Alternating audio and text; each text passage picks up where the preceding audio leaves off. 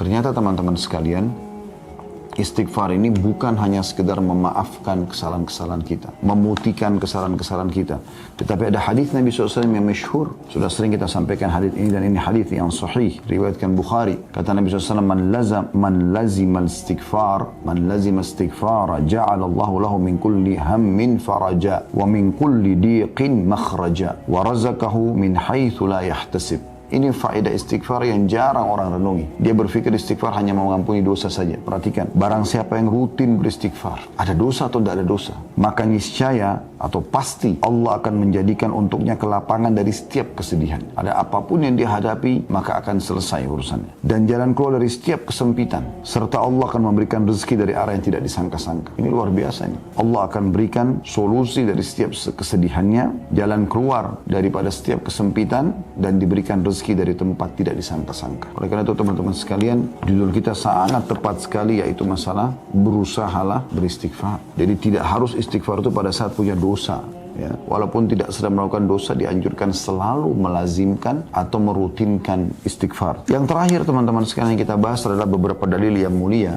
Kalau teman-teman yang pegang bukunya di halaman 75, ada Rasulullah SAW bersabda kepada Ummul Mukminin Aisyah radhiyallahu anha.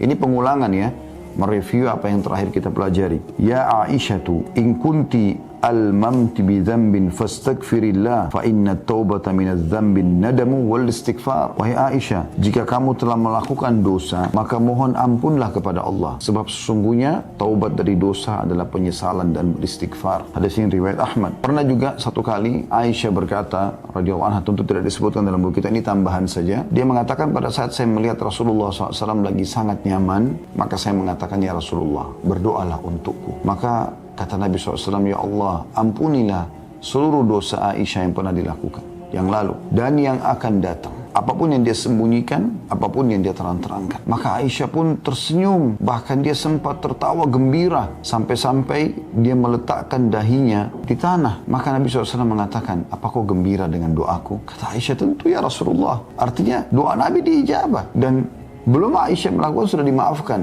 Itu permohonan suami yang saleh, seorang nabi yang mulia, pimpinan adab untuk seorang wanita, khusus lagi buat dia. Bagaimana kita tidak anggap ini sebuah doa yang mulia? Tapi apa perkataan Nabi SAW? Ketahuilah wahai Aisyah, doa yang sama aku ucapkan untuk seluruh umatku setiap kali aku sholat. Sallallahu alaihi wasallam. Ini kemuliaan yang luar biasa. Berarti walaupun Nabi SAW tidak bertemu dengan kita, beliau memohon kepada Allah agar dosa-dosa kita dimaafkan. Juga hadis yang terakhir yang sempat kita bahas teman-teman sekalian adalah tentang bahayanya dosa itu. Karena dia akan menjadi sebuah titik kelam dalam hati yang otomatis akan mengacaukan hati yang merupakan mahkota daripada tubuh kita. Hadis Nabi SAW di halaman 77 ya, atau di halaman 76. Innal abda idza akhta'a khati'atan nukitat fi qalbihi nuqtatun sauda fa idza huwa naza'a wastaghfara wa taba suqila qalbuhu wa in 'ada zida fiha hatta ta'lu 'ala qalbihi wa huwa ar-ranu alladhi dzakara Allah kalla barrana 'ala qulubihim ma kanu yaksibun. Sesungguhnya seorang hamba bila melakukan satu kesalahan atau dosa, maka dalam hatinya terbentuk satu bercak hitam. Jika dia meninggalkan kesalahannya, beristighfar, memohon maaf, dan bertaubat, janji sama Allah tidak mengulanginya, maka hatinya dibuat cemerlang kembali, cerah kembali, segar kembali. Jika dia kembali melakukan dosa, maka bercak hitam itu dibuat semakin bertambah sehingga menutupi hatinya. Dan itulah makna tafsir kata arran dalam firman Allah Subhanahu wa taala, kalla barrana ala qulubihim ma kanu yaksibun. Sekali-kali tidak, bahkan apa yang mereka kerjakan itu telah menutupi hati mereka. Maksudnya dosanya. Kita lanjutkan dengan poin yang kedua, waktu-waktu yang dianjurkan beristighfar setelah poin pertama, yaitu melakukan dosa, langsung istighfar. Yang kedua adalah setelah melaksanakan ketaatan. Rasulullah SAW bila selesai mengerjakan sholat, beliau beristighfar 3 kali dan mengucapkan, Allahumma antas salam wa minkas salam, tabarakta ya dzal jalali wal ikram. Beliau mengatakan astagfirullah, astagfirullah, astagfirullah pertama sekali begitu salam, agar kalau ada kesalahan dalam sholat dimaafkan oleh Allah. Lalu beliau mengatakan, ya Allah, engkaulah zat yang maha memberi keselamatan dan darimulah segala keselamatan. Maha suci engkau, wahai zat yang maha agung lagi maha mulia. Ini diriwayatkan Bukhari dan Muslim dan juga Imam Ahmad. Seusai menunaikan haji, Allah subhanahu wa ta'ala juga memerintahkan pada ibadah haji ibadah yang mulia, tapi tetap diikuti dengan istighfar. Orang itu melakukan dosa atau tidak. Dalam firman-Nya, dalam surah Al-Baqarah ayat 199, Allah berfirman, A'udzu billahi minasyaitonir rajim, "Tsumma afidhu min haitsu afadhan nasu wastaghfirullah, innallaha ghafurur rahim." Kemudian bertolaklah kalian dari tempat yang banyak orang bertolak, maksudnya dari Arafah di tanggal 9 Zulhijjah menuju ke Muzdalifah, dan mohonlah ampunan kepada Allah, sesungguhnya Allah Maha Pengampun lagi Maha Penyayang. Jadi puncak ibadah haji hari Arafah itu, tanggal 9 Zulhijjah. Dan justru pada saat itu Allah Subhanahu wa taala menyuruh istighfar. Saya juga pernah ingatkan ya, bagaimana Nabi Adam alaihissalam, bagaimana Nabi Yunus alaihissalam pada saat mereka melakukan pelanggaran yang sudah Allah gambarkan. Nabi Adam memakan dari pohon buah yang dilarang, kemudian Nabi Yunus meninggalkan kaumnya sebelum diizinkan, walaupun niatnya baik ingin mencari lokasi dakwah baru, tapi belum ada perintah dari Allah. Maka mereka bukan minta kepada Allah, bukan Nabi Adam minta agar dikembalikan ke surga, dikembalikan fasilitasnya, bukan juga Nabi Yunus minta dikembalikan kepada kaumnya. Keduanya langsung mengucapkan permohonan maaf kepada Allah. Nabi Adam AS mengatakan, Rabbana zalamna anfusana, ya Allah kami telah menzalimi diri kami dengan pelanggaran ini. Wa in lam taghfir lana wa tarhamna lanakunanna minal khasirin. Kalau kau tidak memaafkan kami, ya. Wa in lam taghfir lana wa tarhamna, dan kau kasihani kami, lanakunanna minal khasirin, kami pasti akan termasuk menjadi orang-orang yang rugi. Kemudian Nabi Yunus AS mengatakan apa? La ilaha illa anta subhanaka inni kuntu minadh dhalimin. Tidak ada Tuhan yang berhak disembah, tidak ada tempat saya bergantung ya Allah, sesungguhnya aku termasuk orang-orang yang zalim. Tapi aku mengakui kesalahanku. Seusai wudu disyariatkan juga membaca subhanakallahumma wa bihamdika asyhadu an la ilaha illa anta astaghfiruka wa atubu ilaik. Maha suci engkau ya Allah dan segala puji bagimu. Aku bersaksi tidak ada Tuhan yang berhak disembah kecuali engkau. Aku beristighfar dan bertaubat kepadamu. Ini mirip dengan doa kafaratul majlis ya, pada saat dari majlis juga begitu. Intinya disuruh memohon ampun. Begitu juga seusai melaksanakan qiyamul lail, sholat yang mulia. Dianjurkan Allah menyifati hamba-hambanya yang suka sholat malam ini, semoga Allah jadikan kita mereka, dengan firman-Nya dalam surah Al-Imran ayat 17, A'udzu billahi minasyaitonir rajim wal mustaghfirina bil ashar, dan orang-orang yang setelah mereka sholat malam mereka suka memohon ampun pada waktu sahur atau sebelum fajar. Saya ingatkan kembali, istighfar bukan hanya diucapkan kalau dosa sedang terjadi. Ini penting. Saya sudah bacakan tadi hadis yang sahih. Man lazimal istighfar ja'alallahu lahu min kulli hammin faraja. Siapa yang selalu rutin melakukan istighfar, Allah akan berikan, ya, kalau kita bahasakan, kegembiraan setelah kesedihan. Wa min kulli dhiqin makhraja, dan dari setiap kesempitan jalan keluar. Wa razaqahullah min haitsu lam yahtasib, dan Allah akan berikan dia rezeki dari tempat dia tidak sangka-sangka. Jadi istighfar mendatangkan rezeki. Istighfar memberikan kegembiraan pada saat kita sedang sedih. Istighfar akan memberikan solusi dari permasalahan yang sedang kita hadapi. Ada seorang diceritakan di Pakistan, ya. Ini kisah dinukil oleh Syekh Hasan bin Ahmad bin Hasan, ya. Kebetulan beliau tulis buku tentang keajaiban sedekah dan istighfar. Di kisah beliau terakhir di buku itu saya sempat baca.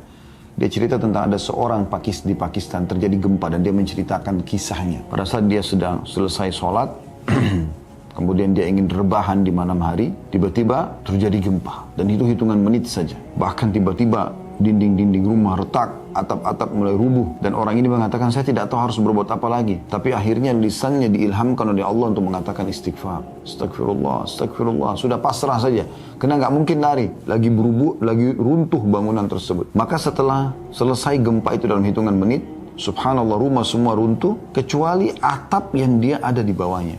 Hanya itu yang bertahan dengan sedikit tembok yang menahannya. Kemudian dia bilang dia bisa keluar dari permasalahan itu. Beliau juga mengangkat kisah ada seseorang yang sudah lama menikah, tidak punya keturunan. Lalu dia komitmen dengan istrinya, sekarang kita perbanyak istighfar. Bukan istighfar saja, perbanyak istighfar dengan kehadiran hati, lalu mohon kepada Allah Subhanahu wa ta'ala. Setelah mereka komitmen dan keajaiban terjadi setelah 10 tahun atau sekian tahun menikah tidak punya anak, hamil, punya anak. Lalu begitu selesai masa nifas, suaminya mengatakan, saya mengingatkan, kebetulan dia berikan nama anak pertama Yusuf, Maka dia berjulukan Abu Yusuf sekarang karena sudah punya anak. Istrinya Ummu Yusuf dia mengatakan, saya ingat kalau Ummu Yusuf kita sudah lama nggak punya anak. Bagaimana kalau kita praktekkan lagi istighfar ini dengan kehadiran hati, dengan serius, perbanyak supaya kita diberikan anak yang kedua. Dan betul setelah masa nifas itu hanya beberapa hari, terhitung sudah hamil lagi. Terus saja begitu sampai mereka punya beberapa orang anak. Sampai waktu sudah punya anak sekian banyak, sempat Ummu Yusuf mengatakan, kita berhentikan dulu amalan ini. Bukan berhentikan istighfarnya, maksudnya istighfar khusus untuk minta keturunan, biarkan anak-anak kita besar dulu. Setelah mereka besar sedikit, kemudian dia pun memohon lagi kepada Allah dan hamil lagi istri. Selama itu bukan bentrok dengan sunnatullah, peraturan yang Allah buat teman-teman sekalian. Seperti misalnya Anda istighfar minta supaya malam hilang, itu nggak mungkin terjadi. Karena itu sunnatullah, peraturan Allah yang tidak mungkin berubah. Atau Anda memohon istighfar kepada Allah agar jenis kelamin laki-laki, kalau Anda perempuan hilang. Nggak mungkin, sudah sunnatullah. Nggak mungkin. Atau hilang tidak ada kematian, nggak mungkin. Jadi, selama bukan bentrok sama sunnatullah, maka tidak ada yang mustahil bagi sang pencipta Allah. Berita gembira bagi Anda yang belum punya keturunan, yang belum punya pasangan, yang terlilit utang, yang selalu merasa kesedihan, yang masih kena sihir dan belum sembuh, yang semuanya istighfar. Istighfar, tapi istighfar yang benar-benar tutup mata Anda, renungi, terus ikhlaskan niat astaghfirullahaladzim alladzi la ilaha illa huwal hayyul qayyum wa atubu ilaih. Jadi ini luar biasa teman-teman sekalian. Jadi memang istighfar itu bukan hanya sekedar memaafkan, bukan hanya sekedar pengakuan penyesalan, permohonan maaf kepada Allah pada saat kita berdosa, tapi memang untuk memberikan solusi dari setiap permasalahan kita. Bahkan Nabi SAW mengatakan tadi memberikan rezeki dari tempat tidak disangka-sangka. Jadi istighfar sekali lagi, saya ulangi, bukan hanya sekedar kalau kita berbuat dosa, tapi rutinkan, berusaha agar selalu istighfar setiap saat. Karena manfaatnya besar sekali. Perhatikan Allah jelaskan dalam Al-Quran, dalam surah An-Nashr, kemenangan. Ayat 1 sampai ayat 3. A'udzubillahi minasyaitonirrajim. Idza ja'a nasrullahi wal fath wa ra'aitan nasa yadkhuluna fi dinillahi afwaja fasabbih bihamdi rabbika wastaghfirhu innahu kana tawwaba. Yang artinya apabila telah datang pertolongan Allah dan kemenangan, apabila telah datang pertolongan Allah dan kemenangan, dan engkau melihat hai Muhammad manusia berbondong-bondong masuk agama Allah, maka bertasbihlah kepada Tuhanmu dengan memuji Tuhanmu dan memohon ampunlah. Istighfarlah. Sesungguhnya Dia Maha menerima taubat hamba-hambanya. Harusnya kita ini, walaupun kita sudah merasa maksimal dalam mengerjakan ibadah. Contoh misalnya kita sholat wajib, kita sudah berusaha untuk khusyuk, menjaga gerakan, menjaga bacaan. Tapi setelah salam, yang pertama diucapkan istighfar. Tadi sudah kita sebutkan. Jadi itu ajaran Nabi SAW. Berarti memang ada sesuatu dengan istighfar ini. Tadi sudah kita sebutkan, setelah haji, setelah sholat malam, semua disuruh istighfar. Bahkan Nabi SAW, tadi dalam surah An-Nashr kita baca, surah An-Nasr, maaf. Ya, kadang-kadang lisan kita salah dalam mengucapkan, bukan disengaja ya. Kalau Nashr itu menyebarkan, An-Nasr itu kemenangan. Kayak ini An-Nasr pakai shad.